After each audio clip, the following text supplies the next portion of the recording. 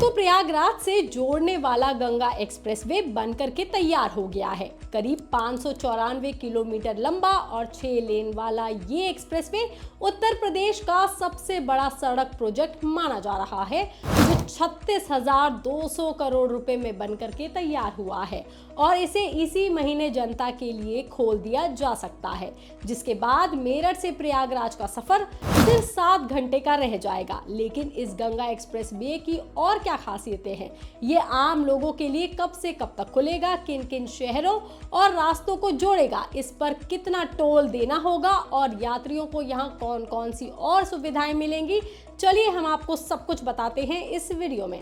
Ganga expressway Meerut के बिजौली गांव से शुरू होकर के प्रयागराज के जूडापुर डांडू गांव तक जाएगा।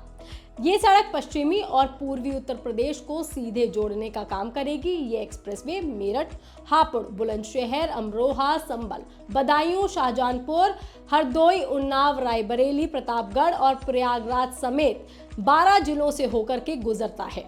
इस प्रोजेक्ट के लिए 518 गांव की लगभग 7,463 हेक्टेयर जमीन ली गई है। इस सड़क को इस तरह बनाया गया है कि यहाँ गाड़ियां 120 किलोमीटर प्रति घंटे की रफ्तार से चल सकेंगी। इस एक्सप्रेसवे के शुरू होने के बाद मेरठ से प्रयागराज जाने में लगभग लगने वाला समय कम हो जाएगा। अभी इस दूरी को तय करने में करीब 12 घंटे लगते हैं, लेकिन एक्सप्रेसवे बनने के बाद ये सफर करीब आधा हो जाएगा, यानी कि 6 से 7 घंटे ही रह जाएगा। बताया जा रहा है कि एक्सप्रेसवे पर आखिर का काम चल रहा है और जल्द ही इसका उद्घाटन किया जा सकता है। खबरों की माने तो प्रधानमंत्री नरेंद्र मोदी इसे 25 से 31 मार्च के बीच शुरू कर सकते हैं, क्योंकि उन्होंने ही इस एक्सप्रेसवे की नींव दिसंबर 2021 में रखी थी, जिसके बाद इसका काम तेजी से शुरू हुआ था।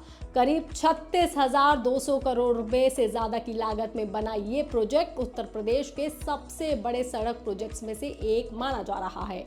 अधिकारियों के मुताबिक एक्सप्रेसवे पर ट्रायल और टोल सिस्टम की जांच पहले ही पूरी की जा चुकी है। सरकार की योजना है कि 1 अप्रैल 2026 से इस सड़क पर गाड़ियों की आवाजाही और टोल वसूली शुरू कर दी जाए, ताकि नए वित्तीय साल 2026-27 के साथ ही इससे आमदनी भी शुरू हो सके।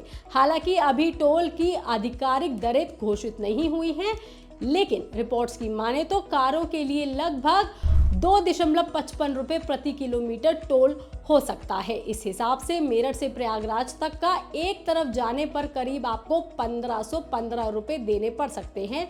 वहीं छोटे कमर्शियल वाहनों से करीब 2,405 रुपए तक लिया जा सकता है, जबकि बसों और ट्रकों को लगभग 4,840 रुपए तक का टोल देना पड़ सकता है। एक्सप्रेसवे पर हर 1 किलोमीटर की दूरी पर सीसीटीवी कैमरे लगाए गए हैं, ताकि रास्ते की लगातार निगरानी की जा सके और यात्रियों की सुरक्षा सुनिश्चित हो। ये सभी कैमरे टोल प्लाजा पर बने कंट्रोल रूम से जुड़े होंगे, जिससे किसी भी आपात स्थिति में तुरंत कार्रवाई की जा सकेगी।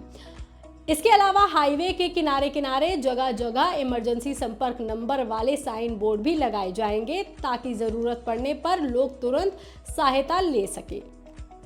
इस एक्सप्रेसवे को 4 हिस्सों में बनाकर के तैयार किया गया है। इसमें से 3 हिस्सों का काम अदानी इंफ्रास्ट्रक्चर और 1 हिस्से का काम IRB इंफ्रास्ट्रक्चर ने किया है।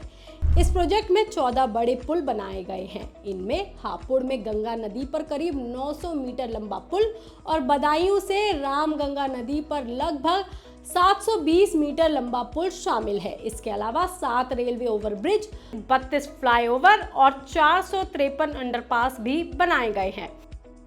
इस एक्सप्रेसवे की सबसे बड़ी खासियत ये है कि शाहजहांपुर के जलालाबाद इलाके में बनी 3.5 किलोमीटर लंबी हवाई पट्टी है। यहाँ जरूरत पड़ने पर भारतीय वायुसेना के लड़ाकू विमान उतर और उड़ान भर सकते हैं।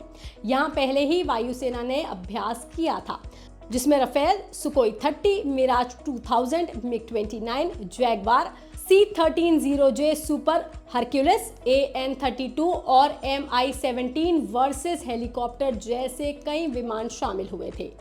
खास बात यह है कि यहाँ दिन और रात दोनों समय में फाइटर जेट उतर सकते हैं, जिससे ये देश की पहली ऐसी एक्सप्रेसवे एयर स्ट्रिप बन गई है, जो लड़ाकू विमानों को उतरने और उड़ान भरने में 24 घंटे मदद करेगी।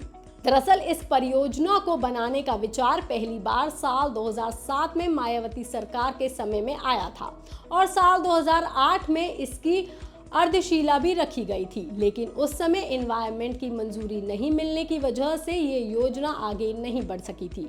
बाद में साल 2021 में नए रूट के साथ इस प्रोजेक्ट को फिर से शुरू किया गया और इसमें वही सारी सुविधाएं डाली गई जो पहले थी।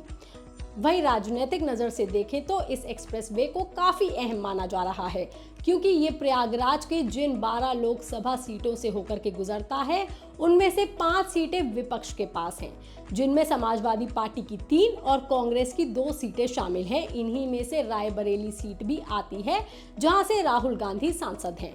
बाकी सीटों पर बीजेपी का कब्जा है। सरकार को उम्मीद है कि इस एक्सप्रेसवे से प्रदेश में विकास तेज होगा, नए उद्योग लाएंगे, रोजगार बढ़ेगा और धार्मिक टूरिज्म को भी बढ़ावा मिलेगा, खासकर कि प्रयागराज जैसे शहरों में जहां महाकुंभ जैसे बड़े आयोजन होते हैं, जिसका सीधा फायदा सरकार को भी होगा। इस खबर पर, इस जानकारी पर आपका क्या कहना है, आप हमें कमेंट करके जरूर बताएं। बाकी तमाम खबरों के लिए आप देखते रहिए लोकमत हिंदी।